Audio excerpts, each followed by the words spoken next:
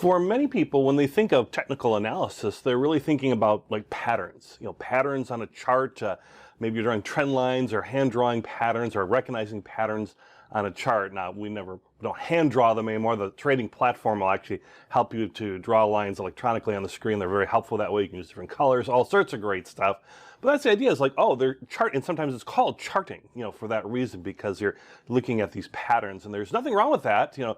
Chart pattern trading and trading off chart patterns has been very successful for a very long time, and can have some of the strongest indicators out there as far as making decisions around whether to buy or sell a security. So, and they also have really fun, cool names sometimes. Like, they got fun names like the dead cat bounce, right?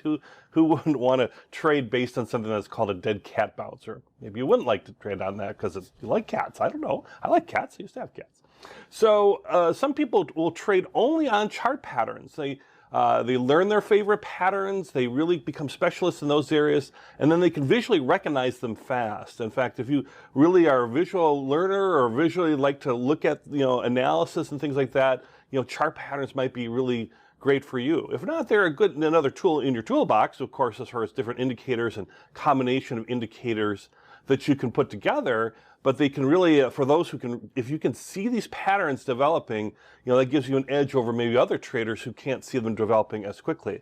And my goal here in this series of lessons to help you be able to see those patterns, easily as far as seeing the patterns. And the idea is you're going to visually see these broad patterns, and they may look like objects, actually, and a lot of their names come from that. You'll see in the upcoming lessons. They might look like a triangle or a rectangle or other shapes, or things like a cup with a handle on it. And when these things form, that means something might be happening.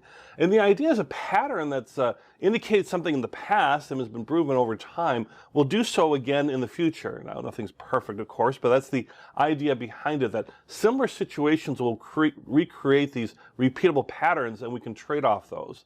In fact, your fellow traders out there are seeing these patterns, some faster than others, but when they see these patterns, they're reacting in predictable manners. And for us, when we're trading and we have these indicators, whenever we can see the larger group of traders out there in the world behaving in predictable manners, that allows us to really be confident in our trading itself and in our actions and our strategies that we're putting together. And then these chart patterns, most will employ straight lines in many cases, or try to, or certainly when drawing a trend line, and some, of course, are much more dynamic in their shape. And pattern lines will follow typically either the highs or the lows, right? So you're seeing these patterns develop around the highs and lows. And pattern types are organized whether they forecast or predict or indicate a continuation or a reversal of the current price move.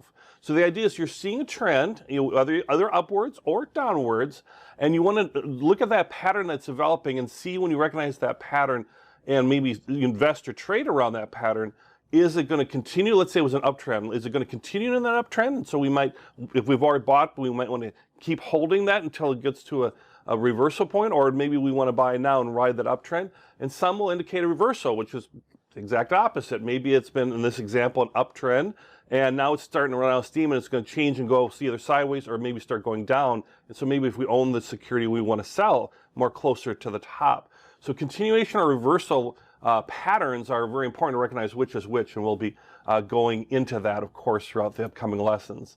Now, it might take a little practice to start seeing the patterns, okay? It's okay, that's normal, because when you're dealing with real life, things don't match up perfectly. What I might demonstrate or you might see out there might look like a triangle, but when you go out in the real world, it might not be as perfect a triangle, for example, but you're still seeing that movement as far as how the prices are reacting, let's say inside the triangle, in the triangle section. So it's okay if they don't match up, in a perfect thing, and it's not a perfect world that we live in. The other thing that can frustrate a lot of people around with patterns too is that they take time to develop. It's not like something that, okay, all of a sudden you look at the next day's price bar and all of a sudden, boom, there it is. There's the development, might be that next day's price bar is the one that now confirms your idea of what you want to do. It did something, and now you're going to take action. But to get to that point, a pattern had to develop over a period of time. And the period, of course, can be the period of time frame you choose, whether it's short time periods like minutes, hours, or days, or longer periods like weeks or months, even years. So that's the idea behind that the time frame can fit these patterns any way any way you want them, not any way you want them to, but any way you can use the pattern the same way no matter what your time frame is.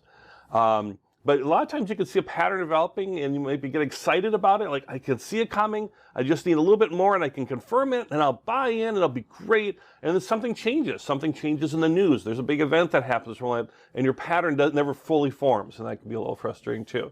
However, when you get it right and a pattern fully develops, it can be a very, very powerful indicator tool that you can use. Very, very powerful. So it's something you do really want to become familiar with.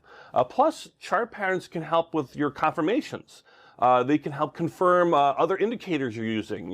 You'll learn about in things like around, let's say, how to trade off moving averages, for example.